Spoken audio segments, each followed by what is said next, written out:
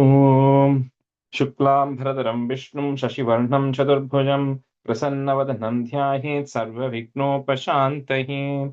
ॐ सहना भवतु सहनौ भुनक्तु सह वीर्यं करभावहै तेजस्विनावधीतमस्तु मा विद्विषावहै। ॐ शान्तिः शान्तिः शान्तिः। अगजानन पद्मार्कं गजाननमहर्निशम् अनेकदन्तं भक्तानाम् एकदन्तमुपास्महे। श्रीमहागणपतये नमः। गुरवे सर्वलोकानां विषजे भवरोगिणां निधये सर्वविद्यानां श्रीदक्षिणामूर्तये नमः। अस्मद्गुरुचरणारविन्दाभ्यां नमः। वसुदेवसुतं देवं कंसचाणूरमर्दनं देवकी परमानन्दं कृष्णं वन्दे जगद्गुरुं। ज्ञानानन्दमयं देवं निर्मलस्फटिकाकृतिम् आधारं सर्वविद्यानां श्रीहयग्रीवमुपास्महे। श्रीहयग्रीवमूर्तये नमः। सरस्वति नमस्तुभ्यं वरदे कामरूपिणि विद्यारम्भं करिष्यामि सिद्धिर्भवतु मे सदा। श्रीमहासरस्वत्यै नमः। उमाकोमलहस्ताब्जसम्भावितललाटकं हिरण्यकुण्डलं वन्दे कुमारं पुष्करस्वजम्। வெற்றிவேல் முருகனுக்கு ஹரஹரோஹரா. லோகவீரியம் மகாபூஜ்யம் சர்வரக்ஷாகரம் விபும் பார்வதி ஹிருதயானந்தம் சாஸ்தாரம் பிரணமாம்யகம். சுவாமியே சரணமையப்பா. வாகர்த்தாபிவ சம்பிருக்தௌ வாகர்த்த பிரதிபத்தயே ஜகதः பிதரௌ வந்தே பார்வதி பரமேஸ்வரௌ. ஸ்ரீ பார்வதி பரமேஸ்வராभ्यां நமः। कोमलं पूजयन् वेणुं श्यामलोऽयं कुमारकः वेदवेद्यं परं ब्रह्म तस्मै श्रीगुरवे नमः। अस्मद्गुरुचरणारविन्दाभ्यां नमः। श्रीकृष्ण गोविन्द हरे मुरारे श्रीनाथ नारायण वासुदेव। श्रीकृष्ण गोविन्द हरे मुरारे श्रीनाथ नारायण वासुदेव। श्रीकृष्ण गोविन्द हरे मुरारे श्रीनाथ नारायण वासुदेव। पीताम्बरं करविराजितचक्रशङ्खकौमोदकी सरसिजं करुणासमुद्रं राधासहायम् अतिसुन्दरमन्दहासं वातालयेशम् अनिशं हृदि भावयामि। कृष्णो रक्षतु मां चराचरगुरुः कृष्णं नमस्ये सदा। कृष्णेनैव सुरक्षितोऽहमसकृत् कृष्णाय दत्तं मनः।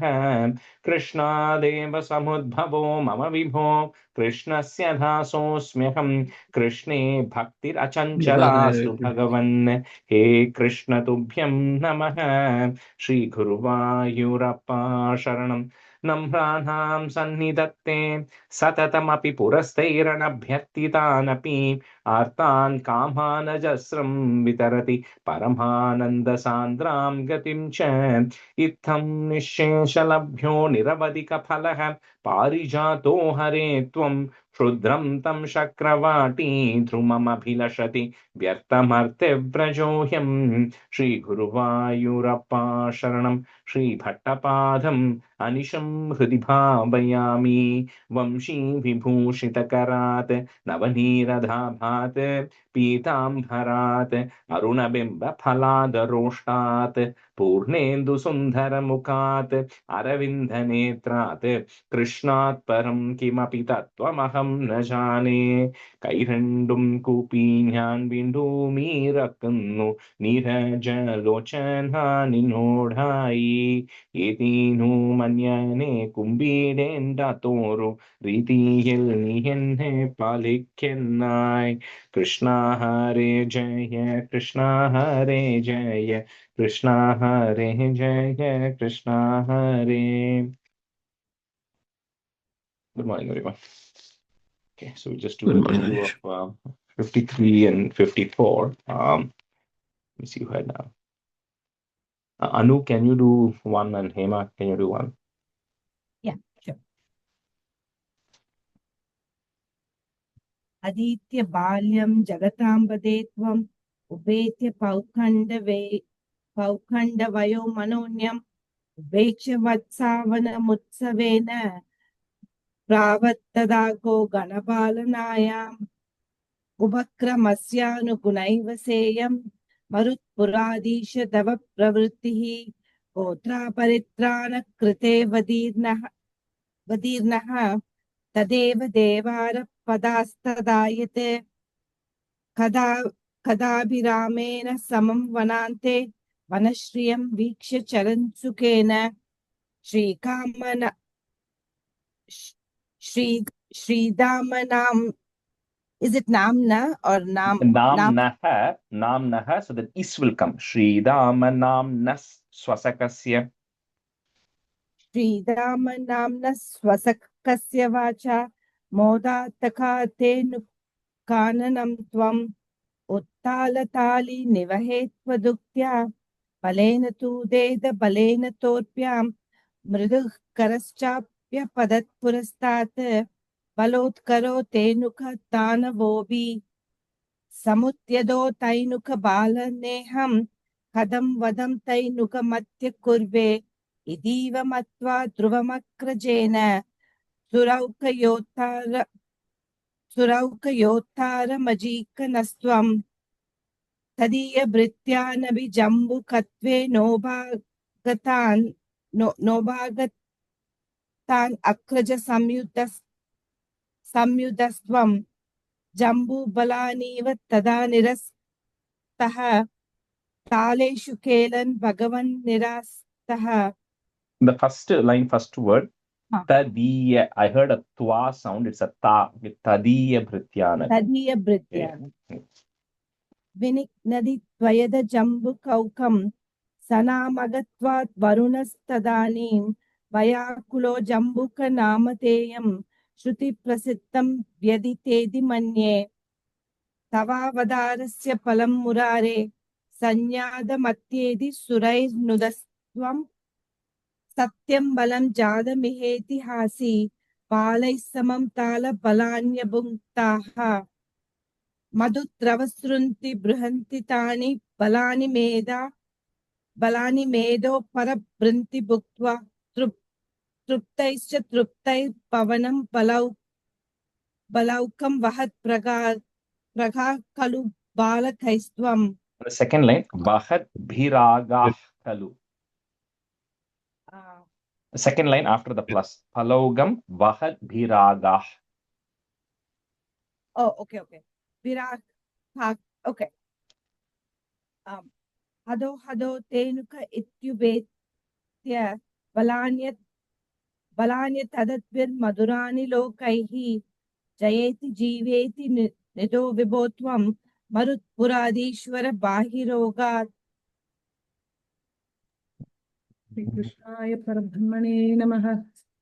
त्वत्सेवोत्कः सौबरिर्नाम पूर्वं कालिन्द्यन्तद्वादशाब्दं तपस्यन् मीनव्राते स्नेहवान् भोगलोले ताक्ष्यं साक्षादैक्षताग्रे कदाचित् त्वद्वाहं तं सक्षुदं त्रिक्षसूनुं मीनं कञ्चिजक्षतं लक्षयन् सः तप्तश्चित्ते शप्तवानत्र चेत्त्वं जन्तून् भोक्ता जीवितं चापि मोक्ता तस्मिन् काले कालियक्ष्वेलदर्पात् सर्पाराथे कल्पितं भागमश्नन् तेन क्रोधात् त्वत्पदाम्बोजभाजा पक्षक्षिप्तस्तद्दुरापम्पयोगात्.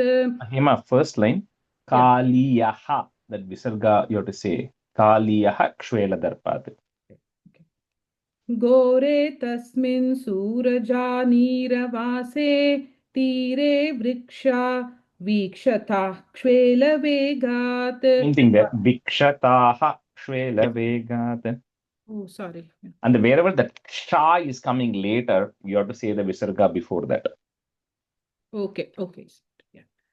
घोरे तस्मिन् सूरजानीरवासे तीरे वृक्षा वीक्षताः क्ष्वेलवेगात् पक्षिव्राताः पेतुरभ्रे पन्थ. Sorry, I think I lost the Pakshivratah peturabre patantah. कारुण्यार्द्रं त्वन्मानसत्तेन जातं काले तस्मिन् एकदा सीरपाणिं मुक्त्वा याते यामुनं काननान्तं त्वय्युद्धाम ग्रीष्म भीष्मोष्मतप्ता गोपाला व्यापिबं क्ष्वेलतोऽयम् नस्य जीवान् विच्युतान् श्मातलेतान् विश्वान् पश्यन्नच्युत त्वां दयाद्रः प्राप्योपान्तं जीवयामासितद्राक् पीयूषाम्बो वर्षिभिः श्रीकटाक्षैः Second line, Hema. Vishwan is Pashyan. Okay, I think you said a full Sha there. It's just Ish. Pashyan Achyuta. पश्यन् अच्युत Yeah.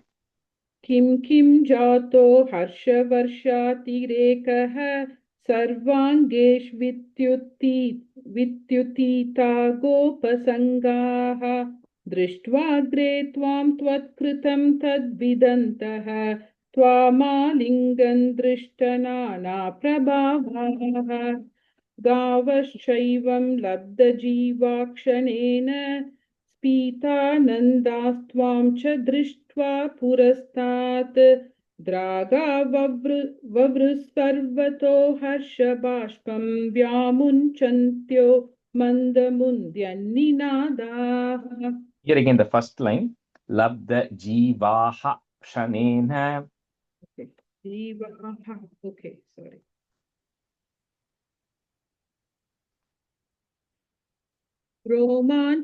रोमाञ्चोऽयं सर्वतो नः शरीरे भूयः सन्त इङ्ग्यू खावरुमा Bhuyasyantaha. भूयस्यन्तः काचिदानन्दमूचा आश्चर्योऽयं क्ष्वेलवेगो मुकुन्देत्युक्तो गोपैर्नन्दितो वन्दितो भूः एवं भक्तान् मुक्तजीवानपि त्वं मुग्धापाङ्गैरस्तरोगां स्तनोषि तादृग्भूतस्फीतकारुण्यभूमा रोगात् पायावायुगेहादिनाथ. Yeah, good. Just in this dashkam, right? There are three places where that visarga will come in the middle, right? Which is stanza 3. So Kaliyaha Kshvela Darpat. Okay, stanza 3, first line. Then stanza 4, second line, same thing. Vikshataha Kshvela Vegat. And then 8th stanza, first line. Gavaschaivam Labda Jivaha Kshanena. Okay, because all the three times the ksha is coming after that visarga. Okay, Dashakam 55. So Kaliya Mardana Varnanam. So Krishna dancing on Kaliya. Bhuna, you can be a student, and Vidya Medal, you can be a student. So this one follows Tota Kashtakam. For those of you who know Tota Kashtakam, it follows the tune. I'm not a good singer, so my singing may not be good. So I was Ravi. I was hoping Vidya will be there. Your wife Vidya will be there, but she's not there today because she's coming up in a little bit. She's okay. Because she's the one who I know who sings well. I don't know about the rest of them. So I was hoping, anyway, that's fine. So stanza 1. Atavarini ghorataram phaninam prativarayitum krutadhir bhagavan drutamaritatiragani vishamaruta shoshita parnachayam. This one, like we saw last time, they all go. We saw how Kaliya came to Yamuna, and then then the boy saw, and then how everything around Yamuna had dried up, around that water, that lake or that water body around that, everything had dried up. And then the boys and the calves ended up drinking, the cows drinking that water. And then Krishna, then with your Ikshana, we just been looking at it, Krishna Shri Katakshaiti, you then recovered all of them back. And then they all felt more ecstatic and more live after all of that.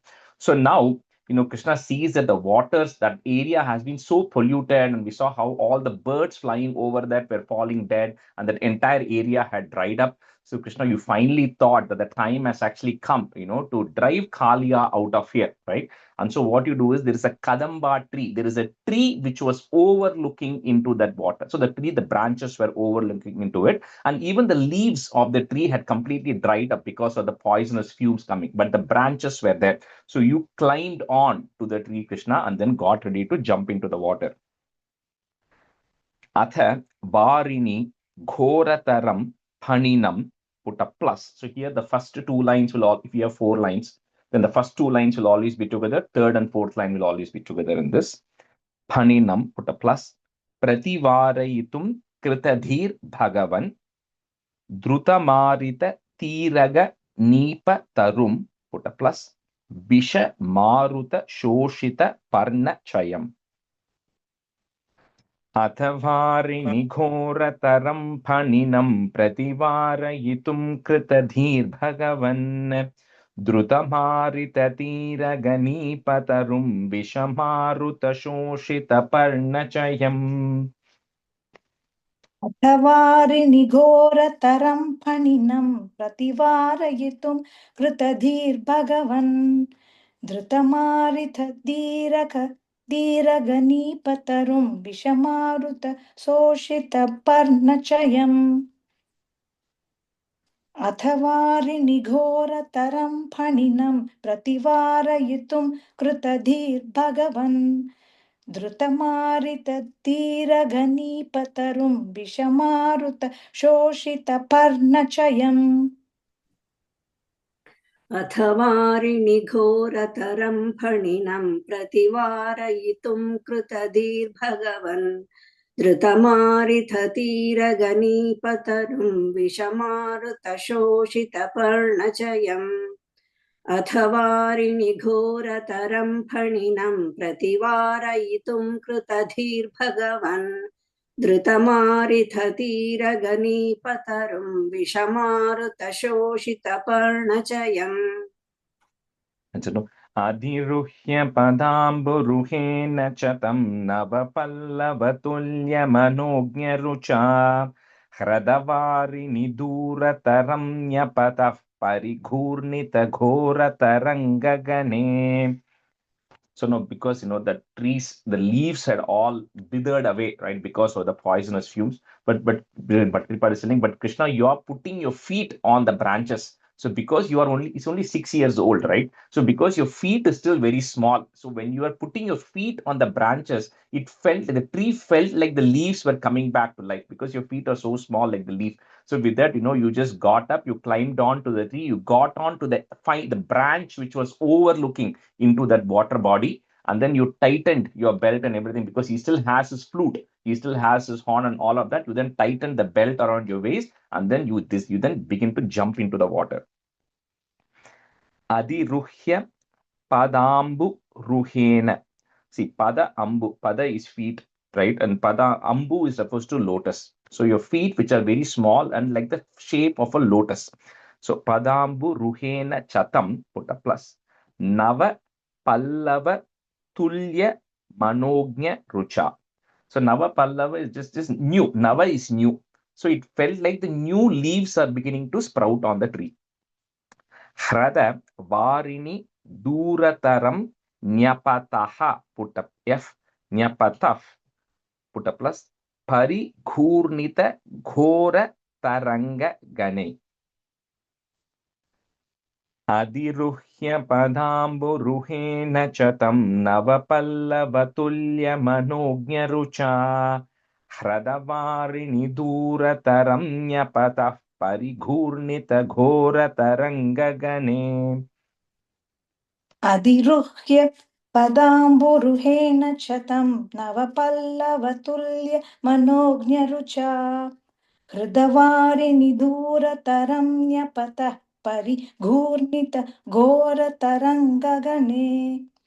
अधिरुह्य पदाम्बुरुहेण शतं नवपल्लवतुल्य मनोज्ञरुचा हृदवारिनिदूरतरं न्यपतः परिघूर्णित घोरतरङ्गगणे.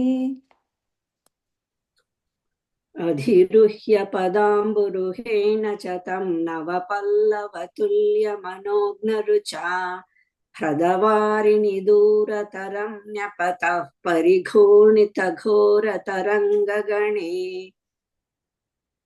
अधिरुह्य पदाम्बुरुहेण च तं नवपल्लवतुल्यमनोज्ञरुचा ह्रदवारिणि दूरतरं न्यपतः परिघूर्णितघोरतरङ्गगणे Answer 3. भुवनत्रयभारभृतो भवतो गुरुभारविकम्पि विजृम्भिजला परिमज्जयति स्म धनुःशतकं तटिनी झटिति स्फुटघोषवती. So when Krishna now jumped into the water, he jumped into the middle of that area, that water body, which is actually there, right? So before Archimedes came up with this principle 5,500 years back, they said, Krishna, with your weight, who are Bhuvanatraya, you are able to lift the whole weight of the world. So when your entire weight falls on that water body, the entire water should have got displaced, because of your weight. But you decided that you didn't want all the water to get displaced. So only you jumped with enough weight. So the water that splashed out went up to, just a generic exaggeration, up to 100 bow feet. That is how they used to measure as the length of the bow. So the distance equivalent to 100 bows, the water splashed out, essentially meaning you still jumped. And then even being 6-year-old, you were so heavy that a lot of the water actually splashed out of that water body and it created a very loud noise there. Bhuvana Traya Bhara Bhrito Bhavato, put a plus, Guru Bhara Vikampi Vijrumbi Jala Parimajjayati Sma Dhanush Shatakam, so Dhanu bow Shatakam 100, put a plus, Tatini Jhatiti Sputa Ghoshavati. Bhuvanatra Bhara Bhrito Bhavato Guru Bhara Vikampi Vijrumbhi Jala Parimajjayate Sma Dhanush-shatakam Tatini Chhatiti Sputa Ghoshavati. भुवनत्रयभारभृतो भवतो गुरुभारविकम्पि विजृम्भिजला परिमज्जयते स्म धनुःशतकं तटिनी झटिति स्फुटघोषवती भुवनत्रयभारभृतो भवतो गुरुभारविकम्पि विजृम्भिजला परिमज्जयति स्म धनुःशतकं तटिनी झटिति स्फुटघोषवती. Bhuvan, on the fourth line, after Jhatiti, I'm hearing an extra is sound coming. Jhatiti Sputa Ghoshavati. झटिति स्फुट. Jhatiti Sputa Ghoshavati. झटिति स्फुट. Okay, sir. Thank you. Rajesh, the second line is ஒரு பரிமஜ்ஜயத் அந்த split சொல்லுங்க. Parimajjayati.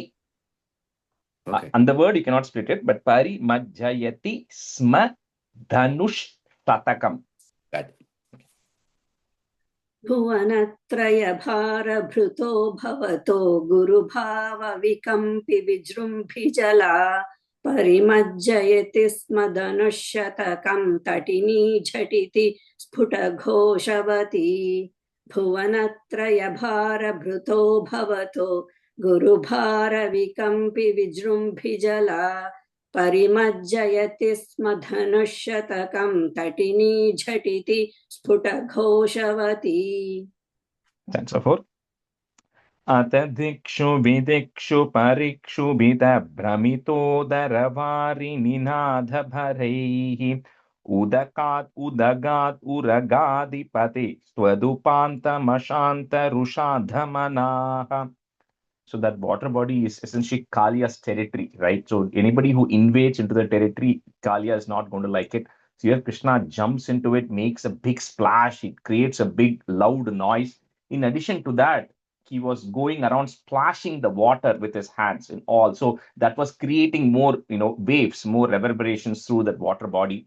And that really began to upset Kalia because he sees somebody is intruding into my territory, right? And making all this noise, disturbing it and creating waves. So because of that, Rusha, because of extreme Andha. So because blinded with furious with anger, the snake actually begins to come out because it's sitting right now at the bottom of the water body, which is very deep water body. So from there, the snake now begins to come out of the deep water body.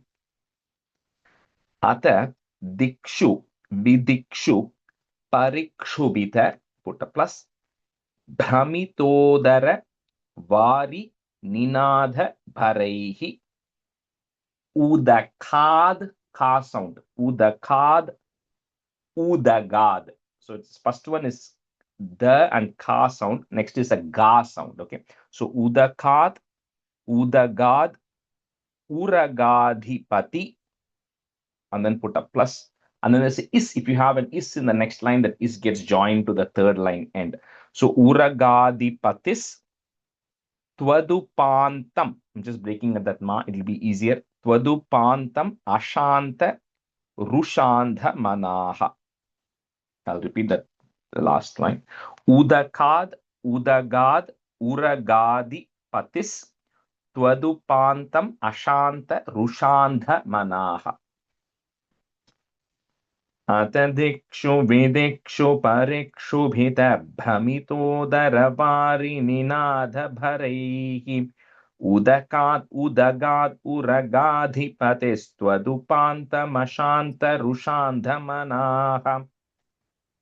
अथ दिक्षु विदिक्षु परीक्षु भित भ्रमितोदरवारिनिनाद भरै उदगात् उदकाद् उदगाद् उरगाधिपतिस्त्वदुपान्तमशान्त दृशान्दमनाः अथ दिक्षु विदिक्षु परीक्षुभित भ्रमितोदरवारिनिनाद भरैः उदकाद् उदगाद् उरगाधिपतिस्त्वदुपान्तमशान्त रुषान्दमनाः मनाः अथ दिक्षु विदिक्षु परीक्षुभित भ्रमितोदरवारिनिनादभरैः उदकादुदगादुरगाधिपतिस्त्वदुपान्तमशान्तरुषान्धमनाः अथ दिक्षु विदिक्षु परीक्षुभित भ्रमितोदरवारिनिनादभरैः उदकादुदगादुरगाधिपतेस्त्वदुपान्तमशान्तरुषान्धमनाः. That's okay. Bhanashringa sahasra vinisrumara jwaladhagni kanogra vishambudharam puratah phaninam samalokayata bahushringinam anjana shailamiva. So finally, that Kaliya snake comes out of his hiding. And, this is the first time that even Krishna or anybody for that matter are seeing that snake, because nobody has ever got a chance to see it. Because it doesn't come out, So all these boys and Krishna are seeing this massive, giant-sized snake, which is actually coming, which has got multiple hoods. It says thousands of hoods, but that just means it's got a lot of hoods. So it's got a lot of hoods, and it is black in color, as if, it says like the last word description is Anjana Shailamiva. So Anjana refers to, that kajal that you put, right? So it is as if a mountain is covered with that Anjana. So it is like a massive mountain-like shape, size, completely black in color. And then it's got, the eyes are reddish in color, and as if like fire coming out of its mouth because of the poison, right? Essentially, there's poisonous fumes coming, and this massive mountain-sized snake is actually coming out of the water in a very angry form because somebody has disturbed its territory right now. Phana Shringa Sahasra Vinis Srimara, put a plus, Jwaladagni Kanogra Bishambhudaram Purataha, put a F, Puratah Phaninam Samalokayata, put a plus, Bahu Shringinam, breaking at that ma, Shringinam Anjana Shailamiva. Phana refers to the hood. Cholam, sorry, go ahead. Sorry, the first line, the second, Jaladagni, Kanogra. Yeah. Kana Ugra. Kanogra. So the word Thana refers to the hood. So that word will keep repeating through this. So that's the meaning of it. What is the Thana. meaning? Sorry, go ahead. Strumara. Huh? Strumara, what is the meaning? Which one? Vinisruma. Strumara. I don't know what that means. It's just Sahasra is 1,000. Thana is the head.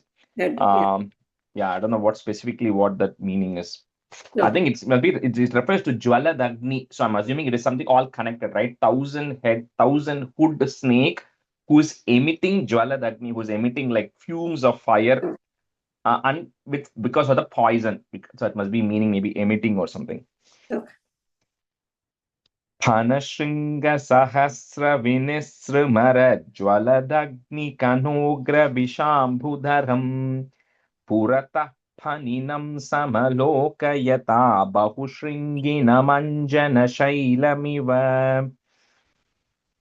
अणशृङ्गसहस्रविनिश्रुमर ज्वलदग्निगणो कणोग्र विशाम्बुधरम् पुरतः पणिनं समलोकयथा बहुशृङ्गिणम् अञ्जनशैलमिव फणशृङ्गसहस्रविनिश्रुमर ज्वलदग्निकणोग्र विशाम्बुधरम् पुरतः फणिनं समलोकयथा बहुशृङ्गिणमञ्जनशैलमिव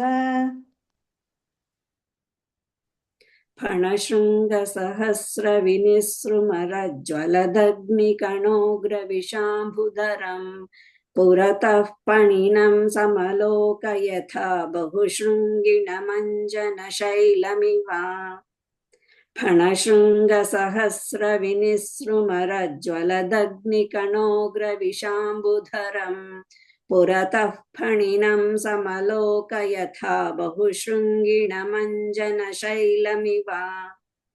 That's a 6. Jwaladakshi Pariksharadugra Vishashvasanushma Bharasa Mahabhujagaha Paridashya Bhavantam Ananta Balam Samavishta Yadasputa Cheshtamaho. So when that Kalya snake comes out, he sees, there's somebody who is actually there. Krishna, in his usual form, a small boy, he's wearing, his gray colored, already dark in color. He's wearing his pitambaram. So with all of that, he's still smiling, he's still beating around the waters, with his hands in a smiling form. And without any fear, he was playing in the waters, right? So this Kalia gets very upset because of somebody who has actually come there, and it immediately goes in like what a snake does. It wraps the coils around him, so making his movements not possible. So essentially puts coils around Krishna, so he's now not able to move, and then starts tightening the coils around his body. Jwala Dakshi Pariksharad. This is I'm just going to break it in a few places. Pariksharad Ugra Visha, then put a plus. So again, it talks about how the breath which is coming out of that Kalya is just emitting poison. It's just poisonous breath which is actually coming there, and with his very fearful eyes, which is extremely angry, he's doing this. So Jwala Dakshi Pariksharad Ugra Visha, put a plus. Swashanoshmabharaha. Cannot break that word. Swashanoshmabharas. Visarga takes is sound. Bharas Mahabhujagaha. Paridashya Bhavantam, breaking at that ma, Bhavantam Ananta Balam, put a plus. Samaveshtayadas Puta Cheshtamaho. Cannot break that word also too much. Samaveshtayadas Puta Cheshtamaho. Jwaladakshi Pariksharadugra Visha Swashanoshma Bharasa Mahabhujagaha Paridashya Bhavantam Ananta Balam Samaveshtayadas-puta Cheshtamaho. Rajesh, in book Pariveshtan Veshtia. In the line? Last line. Last line. Oh, yeah. I think some books have it as Pariveshta. Just change it to Samaveshtayadas-puta. It probably means the same thing, but some books it's coiling around. Pari also means around, so it means the same thing. Samaveshtayadas. Okay. Rajesh, and విషకుం శ్వసనోష్మభరకుం నడుల comma ఉందా? இல்ல அது plus எல்லாமே இந்த first two lines are plus, second two lines are plus. This Okay. entire Dasakam, so it's all plus. Okay.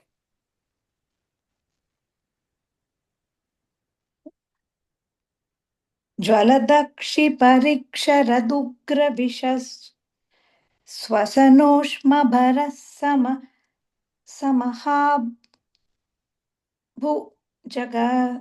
Bhujagah. भुजगः महाभुजगः. Apologies, sir. परिदस्य भवन्तमनन्तबलं समवेष्टयदस्फुटचेष्टमहो ज्वलदक्षि परीक्षरदुग्रविशस् स्वसनोष्मभरः समहाभुजगः. परिदस्य भवन्तमनन्तबलं समवेष्टयदस्फुटचेष्टमहो. In the second line end, Bhuvana, Bhujagah. Abhujagah. Sir, that is Swashanoshma Samaha. You have Baraha there. So that Visarga will take a is sound. So Swasanoshma Bharas Mahabhujagah. Bhujagah. Okay, sir. So there is no extra sa there? No, there is a is and then there is a sa. That Visarga will take a is sound and then there is a sa after that. Okay. ज्वलदक्षि परीक्षरदुग्रविशश्वसनोष्मभरः महाभुजगः परिदर्श्य भवन्तमनन्तबलं समवेष्टयदस्फुटचेष्टमहो ज्वलदक्षि परीक्षरदुग्रविशश्वसनोष्मभरः महाभुजगः परिदर्श्य भवन्तमनन्तबलं समवेष्टयदस्फुटचेष्टमहो. Jasam. Avilokya bhavantamatakulite tatagami balakadhenu gane brajageha talepya nimitta shatam samudiksha gata yamunam pashupaha. So the snake coils around itself around Krishna. Then all these boys who are there, all small boys, right? So they all begin to panic because they have no idea, like how is he going to get out of this massive size snake, and he's such a small boy. So that's why this Balaka Dhenu, even the cows, everything which are there are beginning to get worried as to what is going to be happening to Krishna. Now, in Vrindavan, which is slightly just away from where all these other Gopas are, somehow people start feeling something wrong is happening. They know somehow they feel like something wrong. And Nanda and Yashoda feel, I feel like some bad omen is happening. And Balarama also did not go today. And these boys and Krishna are all late. They have not come back. So with that, they all begin to feel panicked and they all decide to come to wander looking for the boys because there's no way to communicate. So they all keep looking for the boys. They reach and then they end up coming here. And when they come there, they see in the distance that this massive snake is actually in the water, right? And they're seeing all these boys are crying, standing on the banks. And then they see this Krishna is also enveloped within the snake. And so when they see all that, everybody begins to get very upset and begins to panic because they don't know how to rescue. How can you rescue somebody from such a big snake, right? Which is there. And they all begin to get worried. But they all now are assembled on the banks of Yamuna, looking at what's happening. Avilokya Bhavantam, breaking at that ma, Bhavantam Atakulite, put a plus, Tata Gamini Balaka Dhenu Gane, Braja Geha Talepya Nimitta, one word, Talepya Nimitta Shatam, put a plus, Samudiksha Gata Yamunam Pashupaha. Avilokya bhavantamatakulite tatagamini balakadhenu gane brajageha talepya nimitta shatam samudiksha gata yamunam pashupaha.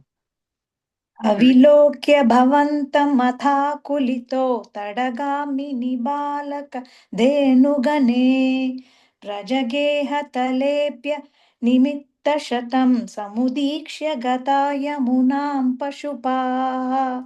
Buna first line, kulite, te sound at the end. Oh, kulito. Kulito, sir? Kulite? Kulite. Oh, okay. Yeah. Okay, sir. Sorry.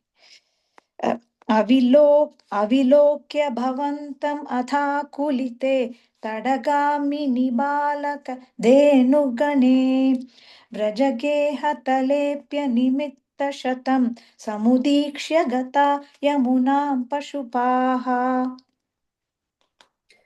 अविलोक्य भवन्तमथाकुलिते तटगामिनि बालकधेनुगणे व्रजगेहतलेऽप्यनिमित्तशतं समुदीक्ष्य गता यमुनां पशुपाः अविलोक्य भवन्तमथाकुलिते तटगामिनि बालकधेनुगणे व्रजगेहतलेऽप्यनिमित्तशतं समुदीक्ष्य गता यमुनां पशुपाः अखिलेषु विभो भवदीयदशामवलोक्य जिहासुषु जीवभरम् फणिबन्धनमाशु विमुच्य जवादुदगम्यतः सजुषा भवता. So each one now is looking at it. Everybody is feeling different emotions.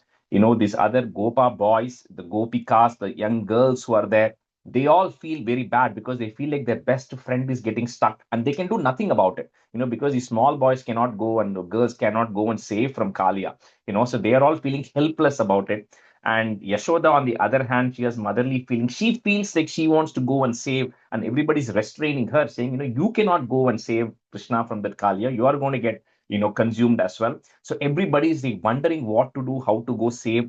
So at that time, Balarama is telling Nandagopa, don't worry, because he knows Krishna can get out of this, right? He has the faith, he knows Krishna's power. So he isn't restrains Nandagopa, saying, you don't need to go anything, because nobody can go in and save at this point. So he says, just wait, Krishna will get out of it, right? He's consoling Nandagopa. So at that time, Krishna, he's just playing there. The serpent has coiled him. He's just continuing to play in a very casual way. But at some point, he notices that the people are willing to give their lives to save.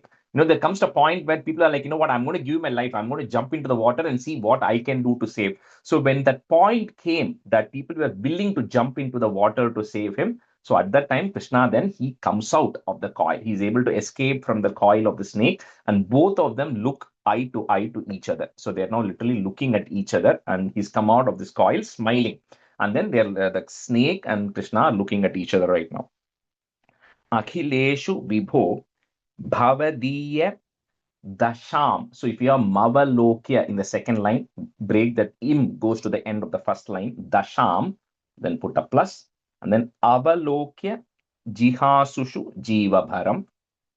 Phani Banda Namashu Vimuchya Javat. So put a it at the end of the third line and put a plus. Then if we have a du, that becomes a u. Udagamyata hasa jusha bhavata. Akhileshu vibho bhavadiya dasham avalokya jihasushu jiva bharam. फणिबन्धनमाशु विमुच्य जवात् उदगम्यतः सजुषा भवता. अखिलेषु विभो भवदीयदशाम् अवलोक्य जिहाशुषुजीवभरम् फणिबन्धनमाशु विमुच्य जवाद् उदगम्यतः सजुषा भवता. अखिलेषु विभो भवदीयदशाम् अवलोक्य जिहाशुषुजीवभरम् फणिबन्धनमाशु विमुच्य जवाद् उदगम्यतः सजुषा भवता. अखिलेषु विभो भवदीयदशामवलोक्य जिहासुषु जीवभरम् फणिबन्धनमाशु विमुच्य जवात् उदगम्यतः सजुषा भवता.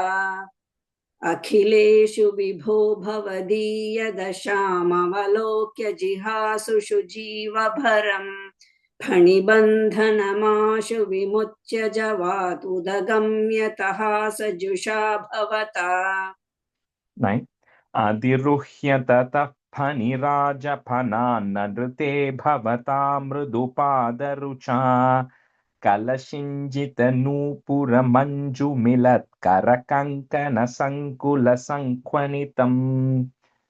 So with that, so he's now the serpent is even more upset about it and getting very angry. Krishna just keeps swimming around. He keeps going around. So the snake being massive in size and Krishna being so small, it is not able to get a hold of him. So he's just going around and around. The Kaliya is getting very frustrated at this point, not able to get hold of him and not able to get rid of him as well. And at some point, Krishna, you then climb over, you get onto the hood of Kaliya. So once you get onto the hood of Kaliya, and then you start, the actual dance is only going to happen in 56, but you then begin to dance. And the dance, the way you do it is, you also have Nupura. You also have, the chalanka, I don't know what you call the anklets, right? You have the anklets on your feet. So with that, that is making a noise. You also have your hand, you're clapping on it. And with all of these things, you then begin, and you have the kankanam, you also have your bangles in your hand. All of those are beginning to make music. And with this, you then desire to dance or dance on the heads of Kaliya. So essentially, you're getting on to the head of Kaliya, and then you begin to dance. Adiruhya tataha, put a F, tataf, Pani Raja Panan, put a plus, Nandrute Bhavata Mrudu Padarucha. So Mrudu, you have very small, tender feet. Being a 6-year-old boy, with that small, tender-like feet, you begin to dance on the hoods of Kaliya. Padarucha. Halashinjita Nupura Manju Milat. So put a it at the end of that line and put a plus. Some books may have it in the next line, so that will go away. Thara Kankana Sankula Sankwanitam. Adhiruhya tata Paniraja Panan Nandrite Bhavata Mrudupada Kalashinjita Nupura Manju Milat Karakankana Sankula Sankwanitam. अधिरुह्य ततः फणिराजफणान् ननृते भवतां मृदुपादरुचा कलशिञ्चितनूपुरमञ्जुमिलत् करकङ्कण सङ्कुलसङ्क्वणितम् अधिरुह्य ततः फणिराजफणान् ननृते भवतां मृदुपादरुचा कलशिञ्चितनूपुरमञ्जुमिलत् करकङ्कणसङ्कुलसङ्क्वणितम् अधिरुह्य ततः फणिराजफणान् ननृते भवता मृदुपादरुचा कलशिञ्चितनूपुरमञ्जुमिलत्करकङ्कणसङ्कुलसङ्क्वणितम् अधिरुह्य ततः फणिराजफणान् ननृते भवता मृदुपादरुचा कलशिञ्चितनूपुरमञ्जुमिलत्करकङ्कणसङ्कुलसङ्क्वणितम्. Jahrushuf Pashupastu Tushurmunayo Vavrushuf Kusumani Surendra Ganaha Twayi Nrityati Marutageha Pate Paripahi Samham Twamadhanta Gadhat. So with this, Krishna, confidently you got onto the hoods of Kaliya and then you began to do your dance. So when you began to do the dance, then everybody felt a little bit calm. Because they at least felt like you are in control and the serpent is not, holding you on. So with this, the Gopas are looking, all the gods decide to assemble as well, because they say it's a great opportunity to see Krishna now dancing, on Kaliya. So with this, Twayi Nrityati, you, O Guru Ayappa, you began to dance on the Kaliya head. Please eradicate all my ailments also. Jahrushuhu, put a F, Jahrushuf, Pashupas, Tutushur, Munayo, put a plus. Bavrushuhu, put a H, Bavrushuh, Kusumani Surendra Ganaha, Twayi Nrityati Maruta Gehapate, put a plus, Paripahi Samam Twamadanta Gadat. Jahrushuf Pashupastu Tushur Munayo, Bavrushuh Kusumani Surendra Ganaha, Twayi Nrityati Maruta Gehapate Paripahi Samam Twamadhanta Gadhat.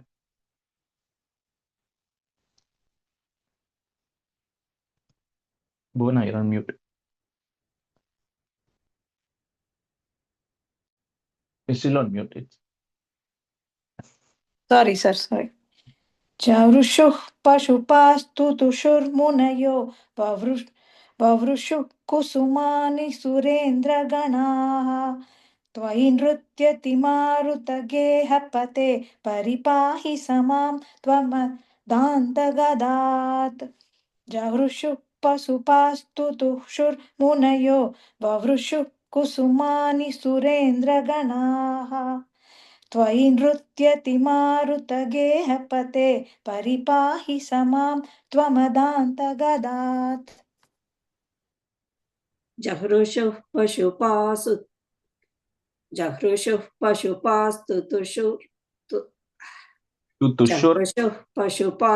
तुषुर्मुनयो ववृषुः कुसुमानि सुरेन्द्रगणाः त्वयि नृत्यति मारुतगेहपते परिपाहि समां त्वमदान्तगतात् जहृषुः पशुपास्तु तुषुर्मुनयोर्ववृषुः कुसुमानि सुरेन्द्रगणाः त्वयि नृत्यति मारुतगेहपते परिपाहि समां त्वमदान्तगतात् Shri Krishna Parabrahmane. Switch to 56. Usha, you can be a student, and Vidya Raman, you can be a student. So 56 is Kaliya Mardane, so continuing the dance on Kaliya, and Bhagavat Anugraha Varnana, Krishna blessing Kaliya and his family who are going to be there. Ruchirakam Pita Kundala Mandalaha Suchiramishana Pannage Amaratadita Dundubhisundaram Biyati Gayati Daivata Yauvate. So with this, Krishna, you didn't stand dancing. Now Krishna has various things on him. We're going to see how he's the master of fine arts, because like in that's going to come in Dasakam 76, right? All the arts that is to be learned, he's going to learn it in 64 days eventually when he goes to Sandipani. But right now also it says Krishna how to dance also. So when you are dancing, you have the kundalam, you have the earrings which are actually there. Then you have your katakam, you have the bangles which are actually there. Then you have your anklets, right? So all of these are actually just giving you the beats, right? So it's not like you're just doing a random dance. You're actually doing a very rhythmic dance, which is actually there with all of this. And then along with your flute also, which is going to play and clap also later. So with all of this, you do it a very rhythmic dance. You start doing on the dancing on the hoods of Kaliya. And all the gods and the demigods, everybody assembled to say this is a great opportune moment. We can't see Shiva dance Thandavam, but you can see Krishna dance on Kaliya, right? With the appropriate music and the sound that's coming. Ruchira Kampita Kundala Mandalaha, Suchira Misha Nanartita Pannage Amara Tadita Dundhubi Sundaram, Biyati Gayati Daivata Yauvate.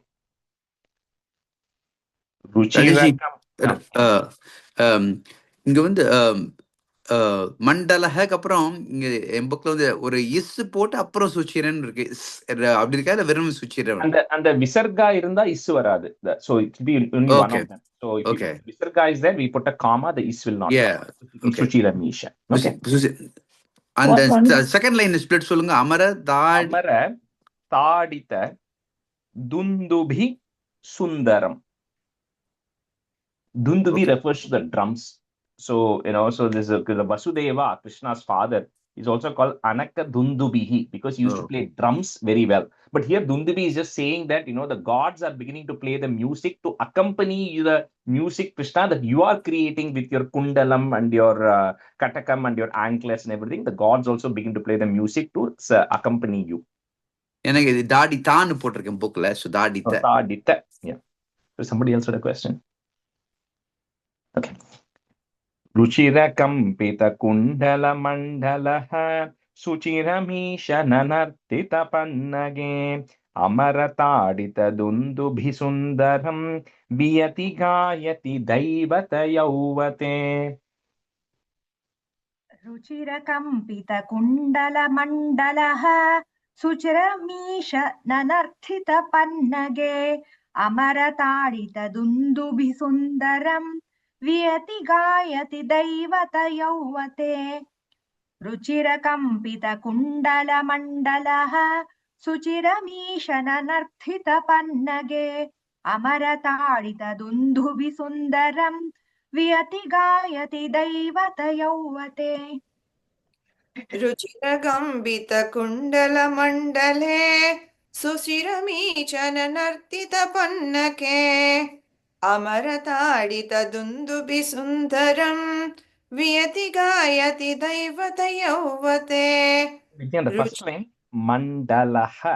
मण्डलः या रुचिरगम्बितकं कुण्डलमण्डलः सुशिरमीशननर्तितपन्नके अमरताडितदुन्दुभिसुन्दरं वियति गायति दैवतयौवते नमति यद्यदमुष्य शिरोहरे परिविहाय तदुन्नतमुन्नतं परिमथन् पदपङ्करुहाचिरं व्यहरताः करतालमनोहरम्.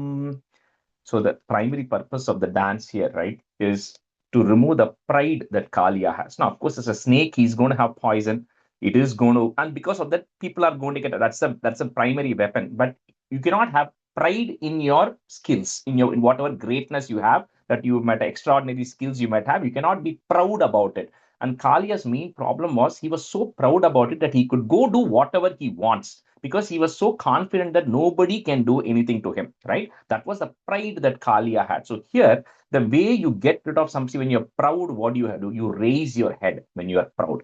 So the dance that Krishna is doing is dancing on the hoods of Kaliya. So every time one of the hoods of Kaliya used to raise, Krishna used to put his feet on that hood of Kaliya. So because of that weight, the hood used to actually go down.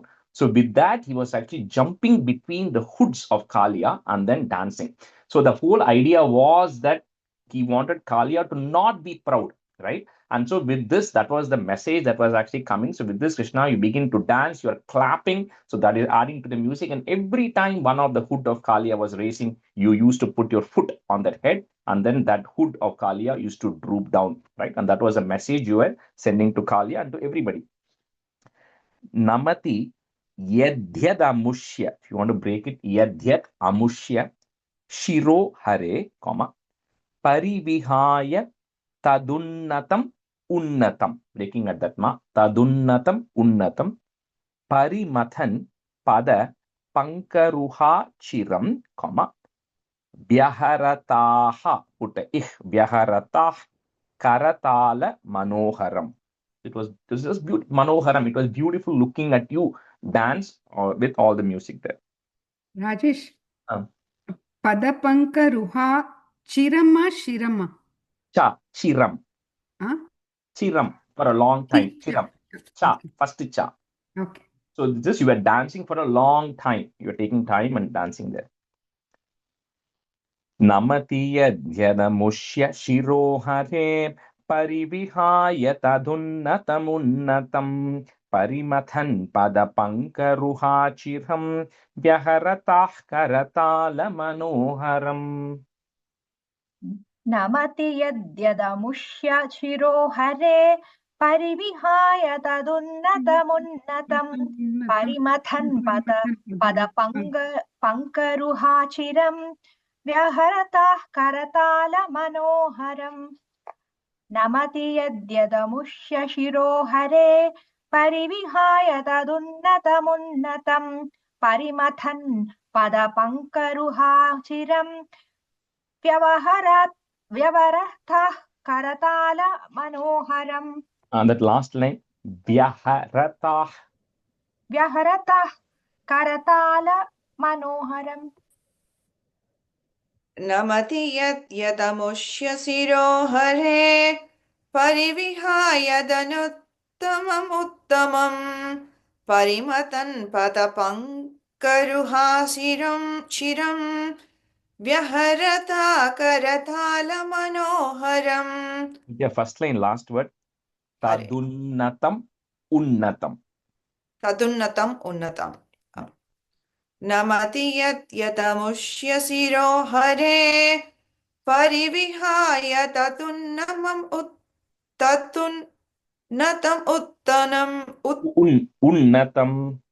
उन्नतं परिमतन् पदपङ्करुहाशिरं व्यहरता करतालमनोहरम्. That's a 3. त्वदवभग्नविभुग्नफनागणे गलितशोणितशोणितपातसि फणिपताववसीदति सन्नताः तदबलास्तव माधवपादयोः. So by putting his feet by foot on every one of Kalia's raised hoods, the message that was getting sent is anytime we also get very proud of whatever we are doing, right? We sometimes are proud that we are great in whatever we do. So whenever that happens, then there is always a foot that is actually put on our head saying, don't be proud, right? And the way you do that is by getting a rejection on something, right? So that's what Kalia was getting here. Every time, only the hoods of Kalia which was getting raised, the foot of Krishna was actually landing on that head to remind him that don't be proud by raising hood. So at one point, Kalia then could not raise his hood anymore. He was getting completely exhausted and weak. So like how we saw in Gajendra Moksham, right, where Gajendra the elephant did a stuti to Narayana. So similarly here, Kalia actually does a stuti. Now, how can a snake? Kalia is not chanting in Sanskrit, right? But each of those animals also have a way of communicating and thinking in their mind. So he's surrendering himself in his mind. And surrendering himself in his mind is through a stuti, through a prayer saying, I recognize who you are right now. I recognize that you are the supreme source who has actually come here, and I am being punished for whatever mistakes I have actually done, and I'm surrendering to you. How else will the snake tell I'm not going to bite you and I'm surrendering? It is thinking in its mind. So with that, Kalia is thinking in his mind saying, I'm completely surrendering down to you. I realize who you are. And with that, when Kalia then surrenders, and also what happens is, the other Kalia has a snake, has a lot of family, other wives who are there, Kalia's wives. They all also assemble there, and they all also surrender in their minds, right? Saying that please let him go. And this one more couple of stanzas coming on that. So with that, they all decide to surrender because Kalia is just completely exhausted. At one point, he's giving up, saying, I cannot even fight back at this point. So at that point, he surrenders. Twadava bhagna vibhugna phanagane, comma, Galita shonita patasi Dati. Cannot break that word. Dati sannataha. So that is goes away. Visarga, comma, sannataha. Tadabalas tava madava padayoho. As yesterday, I was on random reel came in my Facebook reels, which talked about the meaning of the word Madhava. So we talked about how the word Madhava has multiple meanings. One of the meanings of Madhava is Madhava. So Ma means mother. So the mother is Lakshmi. So Dhava is a husband. So Madhava is actually the husband of Lakshmi is one of the meanings. And it spoke about two other meanings, but I forgot. I didn't realize that word is coming here. I'll check it. So anyway, there are three different meanings it spoke of the word Madhava. Rajesh, second line la sannataha tada palas is Tada balas tava. If you have a visarga, just add a is there. If you have tada balaha, then it becomes a is sound. Twadava bhagna vibhugna phanagane galita shonita patasi Phanipatavasidati sannataha tadabalastava madhava padayoho.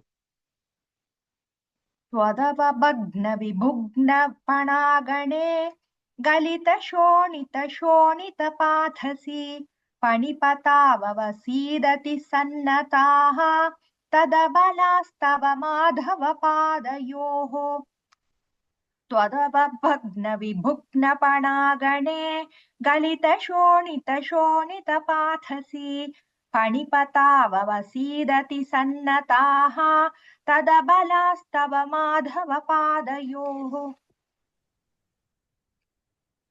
वदवभग्नविभुग्नपणाघने कलितशोणितशोणितपादसे पाणिपदा भवसीदति सन्नतः तदपलास्तव Madhava पादयोः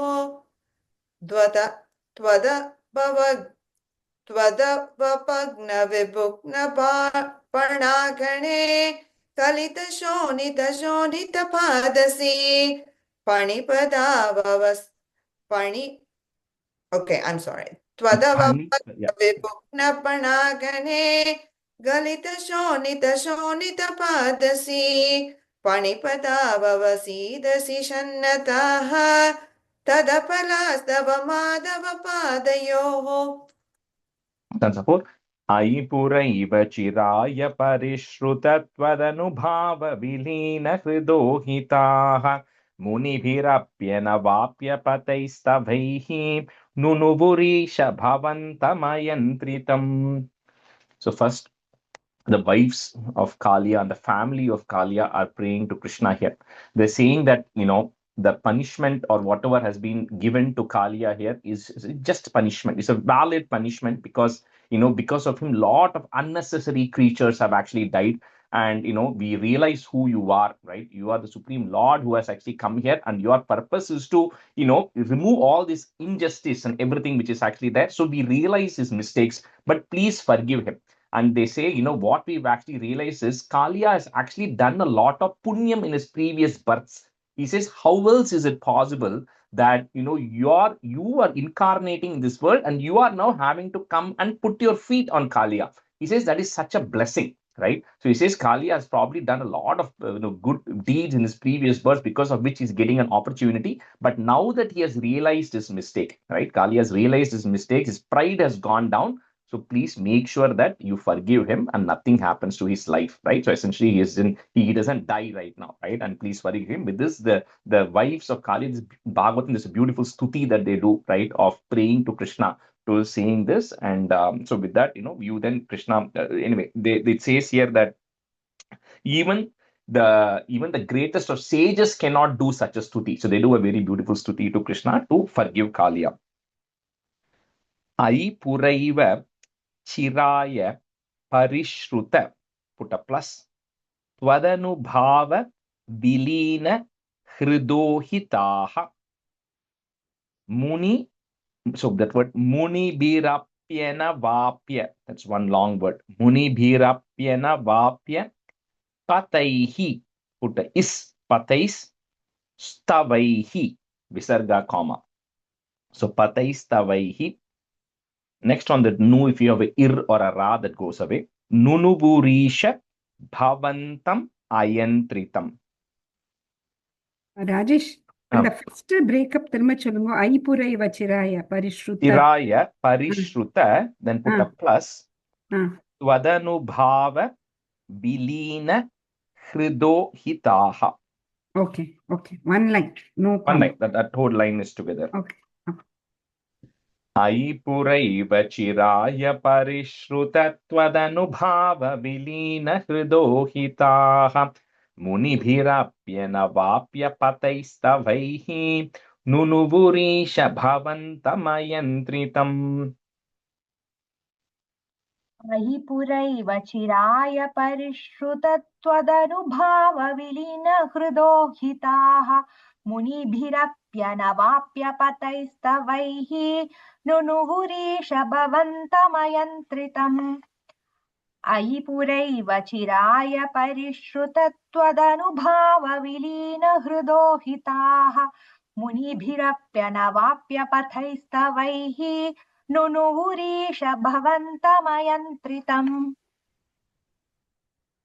अयि पुरैव शिराय परिश्रुतत्वतनुभावविलीन हृदोहिताः मुनिपिराभ्य नवाभ्यपतैस्तवैः नुनुवुरीश भवन्तमयन्त्रितम् अयि पुरैव शिराय परिश्रुतत्वदनुभावविलीन हृदोहिताः मुनिभिरभ्यनवाभ्यपतैस्तवैः नुनुवुरीश भवन्त्यमयन्त्रितम् Last word, bhavantam ayantritam. Bhavantam ayantratam. Yeah, okay. Yeah, that's okay. Yeah. Stanza 5. Phanivadu ghana bhakti vilokana pravikasat karuna kula chetasa panipatir bhavadachyuta jivitaha tvayi samarpita murti ravanamat. So they do it, the previous line, chiraya parishruta. So they do it for a long time. So they do a prayer to Krishna, right? Saying that, he's blessed, please forgive him and all of that. So with that, Krishna, you are, of course, Krishna, your heart is filled with compassion. So you saw the devotion of the family and the wives of Kalia.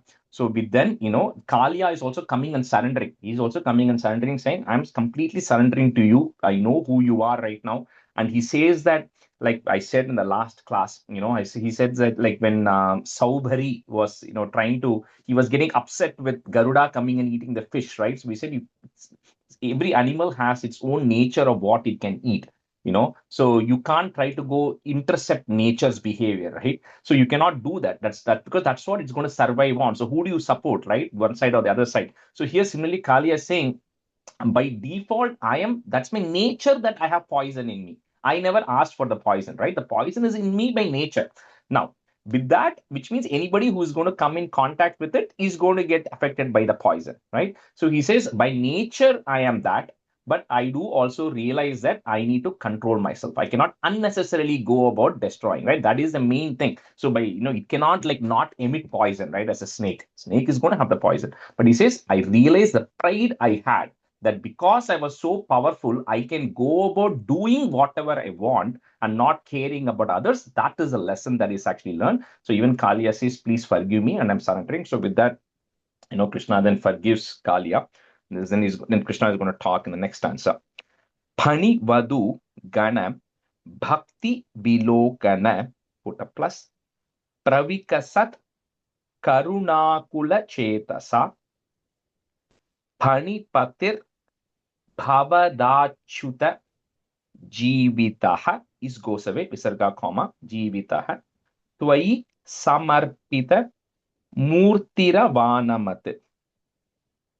I put a note saying this is janaha. Some books have somewhere janaha. I made a note. I don't know which word instead of. In the English. என்னது? ஜன இருக்கு. எந்த இடத்துல இருக்கு? First lineல பனி வது gana, vadu gana bala jana irka. இருக்கு. ஆமா.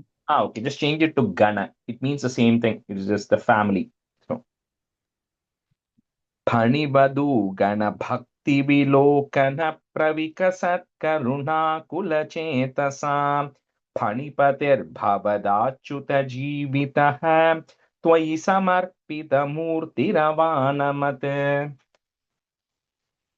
फणिवधू गण भक्ति विलोकन प्रविकसत् करुणाकुलचेतसा फणिपतिर्भवताच्युत जीवितः त्वयि समर्पितमूर्तिरवानमत् फणिवधू गण भक्ति विलोकन प्रविकसत् करुणाकुलचेतसा फणिपतिर्भवताच्युत जीवितः त्वयि समर्पितमूर्तिरवानमत् पणिवधू गणभक्तिविलोकन प्रविकसत्करुणाकुलचेतसा पणिपतिर्भवताच्युत जीवितः त्वयि समर्पितमूर्तिरवानमत् पणिवधू गणभक्तिविलोकन प्रविकसत्करुणाकुलचेतसा पणिपतिर्भवताच्युत जीवितः त्वयि समर्पितमूर्तिरवानमत्. Stanza 6. Ramanakam brajavaridhimadhyakam phaniripurna karoti virodhitam idi bhavat vachananyati manayan phanipatir niragaduragai samam. So Krishna, says that Kali is forgiven. So he says the best place for you, because this is Yamuna, this place, Vrindavan, so many cows are there, humans are there who are actually getting affected because of the water, because of this. So he says, this is not the right place. He says, you go back to where you came from. Go back to Ramanaka, the Ramanaka island, right? And he says, because my foot has touched your hoods. He says, because Kalia originally came from there because he was afraid of Garuda going there and then worried about Garuda. He says, absolutely nobody will come and do any harm to you anymore because my foot has touched your hoods, right? So we're absolutely safe. So with that, you go back to Ramanaka and then you can stay with your family there perfectly fine. And then the Palastuti of this Kalia Mardhanam is Krishna telling every Kalia that whoever thinks about me dancing on you, right, and telling you to go away from here, go leave Vrindavan, go to the ocean, will never be afraid of you, will never be afraid of snakes. If any of you have fear of snakes, just think about Krishna dancing on Kalia and just don't worry about it. Ramanakam Braja Varidhi Madhyagam, comma, Phani Ripur na Karoti Virodhitam iti bhavat Vachananyati Manayan, one word, Vachananyati Manayan, comma, Phani Patir Niragad, I'm breaking at the da there, Niragad Uragaihi, put a is Uragais Samam. Okay, Usha, Vidya, just repeat one time, we'll see if we can finish off this Dasakam. Ramanakam Brajavaridhi Madhyagam Phaniripur Nakaroti Virodhitam iti bhavat vachananyati manayan phanipatir niragadurai samam.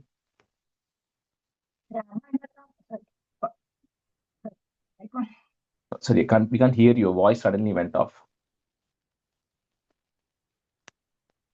Ramanakam Brajavaridhi Madhyagam Paniripurna Karoti Virodhitam Iti Bhavadvajananyati Manayan Panipatir Niragaduragaisamam. Ramanakam Vrajavaridi Madhyakam Panirupurnakarodi Viroditam Iti Bhavat Vachanatyati Manayan Panipadir Nirakat Urakai Samam. Chapter 7. Phanivadu Janadatta Mane Braja Jwalita Hara Dukula Vibhushitaha Tatagatai Pramadashru Vimishtritaihi Samagata Swajanai Divasavadhau. So with this, Kalia and his family leave, go there, and Krishna then finally comes out of water. So the comes out of the water body there. So everybody is very happy. And all these gopas, they all are sitting there wondering how to rescue Krishna. But they found that he was dancing. So they witnessed all of that, and they all are very calm now. And everybody naturally goes to Nandagopa and says, again, you're so blessed, Nandagopa. You have done so many good work and charitable deeds that your son again has escaped all of these things. How else can someone imagine a small boy getting stuck, right, in the coils of a snake and then coming back unharmed, right? It says it's all the blessings of God that your son has actually come back unscathed, right, with all of these things. And they all Gopas, Gopikas are very happy that Krishna has come back. Phani Vadu Jana Datta Mani Braja, put a plus, Jwalita Hara Dukula Vibhushitaha. That whole line is together. Tatagataihi, put a F, Tatagataif, Pramadashru Vimishritaihi, comma, Samagataha, put a is to join, Samagatas Swajanair Divasavadhau. So Divasa Avadhau. So it was almost becoming the end of the day, late in the evening when all of this gets over. Phanivadu Janadatta Manivraja Jwalitahara Dukula Vibhushitaha Tatagatai Pramadashru Vimishritaihi Samagata Swajanai Divasavadhau. Panivadu Jana. Sorry, Rajesh. Ah. இந்த பனிவது பனி அப்படின்ட்டு அந்த word திரும்ப திரும்ப வருது. And the pani is serpent, snake. Okay. So pani vadu means the wives of the serpent. Okay.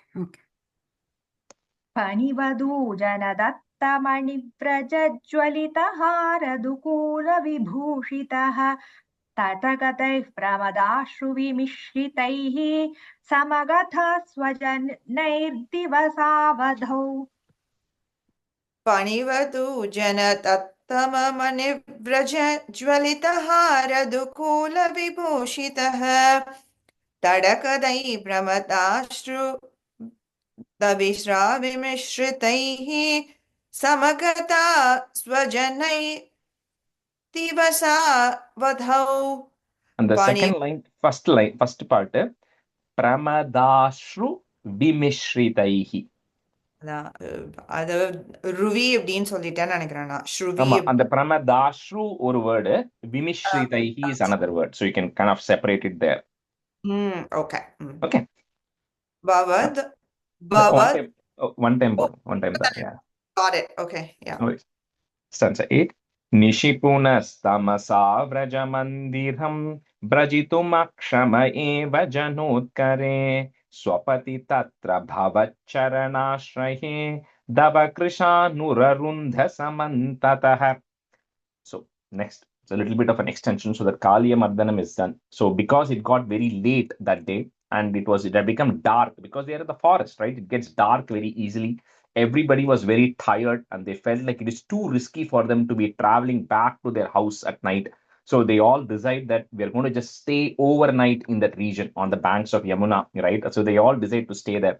So because it was summer, remember, they all went there to that water body because they were feeling very thirsty and tired, because it was in the middle of summer. So they are all staying there. Suddenly a forest fire comes at night. So suddenly there's fire, the forest catches fire there at night. Nishi punas tamasa braja mandiram, brajitum akshama eva janotkare swapati tatra bhavach charanashraye, next word is one word, cannot break it. Davakrishanurarundha, one word. Davakrishanurarundha samantatah. निशिपुनस्तमसा व्रजमन्दिरं व्रजितुम् अक्षम एव जनोत्करे स्वपति तत्र भवच्चरणाश्रये दवकृशानुररुन्धसमन्ततः. निशिपुनस्तमसा व्रजमन्दिरं व्रजितुमक्षम एव जनोत्करे स्वपति तत्र भवच्चरणाश्रये दवकृशानुररुन्धसमन्ततः. निशिपुनस्तमसा व्रजमन्दिरं व्रजितुम् अक्षमयेव जनोत्करे स्वपति तत्र भवच्चरणाश्रये तव गृहानुररुन्धसमन्तः. Samantatah. And the sha sound, dava krisha nurarundha. Dava krisha. Krisha. Krisha nurarundha. எப்பவுமே கொஞ்சம் problem. Sha. Okay. 9 and 10, I'll say the meaning together. Prabudhi thanata palaya palayeti. So if you have a it and a u, thew, we're just going to break it. So palayeti, comma. Next word will start with the u. Udayadartaravan pashupalakan. So palayeti, comma. Udayadartaravan pashupalakan. Avitumashu papata mahanalam, comma. Kimiha chitramayam khalu te mukham. Prabudhitanata palaya palayeti udayadartaravan pashupalakan avitumashu papatha mahanalam kimiha chitramayam khalu te mukham. प्रबुधिनाथ पालय पालयेति उदयदार्त रवान् पशुपालकान् अवितुमाशु पपाथ महानलं किमिह चित्रमयं खलु ते मुखम्. Usha, the first word, prabudhitanatha. प्रबुधितानथ, okay. प्रबुधितानत पालय पालयेति उदयतार्तरवान् पशुबालकान् अभितुमाशु पपात महानलम् किमिह चित्रमयं खलु ते मुखम् शिखिनि वर्णत एव हि पीतता, परिलसत् युधना, one word, परिलसत् युधना क्रिययाप्यसौ इति नुतः, put a F, नुतः पशुपैर् मुदितैर् विभो, हर हरे दुरितैः, put a is to join, दुरितैस् सह मे गदान्. शिखिनि वर्णत एव हि पीतता परिलसत्यधुना क्रिययाप्यसौ इति नुतः पशुपैर्मुदितैर्विभो हर हरे दुरितैः सह मे गदान्. शिखिनि वर्णत एव हि पीतता परिलसत्यधुना क्रिययाप्यसौ इति नुतः पशुपैर्मुदितैर्विभो हर हरे दुरितैः सह मे गदान्. शिखिनि वर्णत एव हि पीतता परिलसत्यधुना क्रिययाप्यसौ इति नुतः पशुपैर्मुदितैर्विभो हर हरे दुरितैः सह मे गदान्. Say the meaning of 9 and 10. So when the forest fire comes, everybody is then rushing. It's at night and they suddenly wake up and see that there's fire everywhere. So, they all rush to Krishna and everybody screams, rails, and, people go to Krishna. So at that time, Krishna, you then end up drinking that fire, So here, since the fire disappears, you're able to consume the fire. And Bhattaripat says, what is so surprising about you drinking? Because in Vishnu Sahasranamam, if you remember that stanza, the Dhyana Slokam, Bhuvpado yasya nabir suranilas chandra suryo chanetre karna vasa shirodhyaur mukamapi dahano yasya vasteyam abdihi. Says your mouth is fire. So you drinking fire is not a big deal. It is not a surprise, right? So you just consumed off that fire because you are the entire world. Bhuvpada, the entire world is inside you. So fire is already part of you. Your mouth is fire. So this way you just consumed off that fire and then saved the gopas and the gopikas and the cows and everybody there. And here with this, the God said the word, the object fire only has an adjective. At least it's yellow. When you say how to describe the fire, you only can say the fire is yellow, right? It's got an adjective of being yellow. But with you, Krishna, it's now got a verb. So here, pita. Pita means yellow. So it's got an adjective called as pita, which is yellow. But pita also means to drink, which is a verb. So with this, the fire also got a verb attached to it called pita because you are able to drink that fire. With this, you then save the gopas and the gopikas and all of them, both from Kaliya as well as from the forest fire. With this, Guru Arpa, please eradicate my ailments also. This Dasakam comes to an end. Shri Krishnaya Parabrahmane Namaha.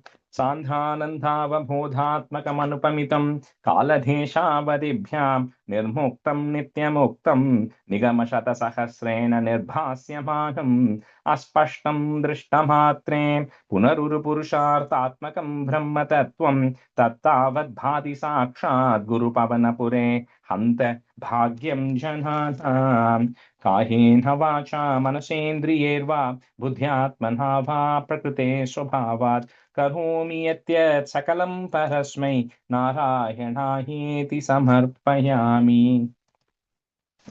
Thank you, everyone. Thank you. Thank you, Rajesh. Thank you, Rajesh. Thank you, Rajesh.